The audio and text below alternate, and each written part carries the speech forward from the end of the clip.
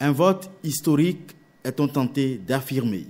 À la demande de la justice, les députés de la 7e législature se prononcent sur la levée de l'immunité de 3 des leurs. Une première avec Idrissou Bako et Valentin Djanotin, sur qui pèseraient des soupçons de corruption et de mauvaise gestion de la filière coton sous le dernier mandat du président Boni Yayi, qui vont se mettre à la disposition de la justice. Il est aussi demandé à un 3e député déjà en détention préventive dans une affaire de trafic de faux médicaments, Mohamed Taoufik Renouho, de rendre son immunité parlementaire. Ni le garde des Sceaux, ni le gouvernement dans son intégralité, encore moins le chef du gouvernement, ne sont à l'initiative de cette demande.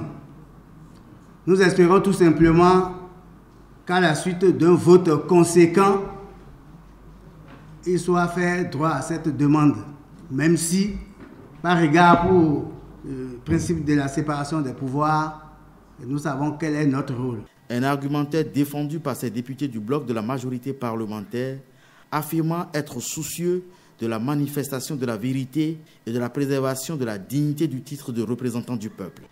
Les députés concernés tentent de convaincre leur pairs de voter non. À l'issue des débats et du processus de vote, le oui l'emporte largement pour chacun des cas. Un oui qui ôte désormais aux 3 députés ciblés par la demande de la justice leur immunité parlementaire.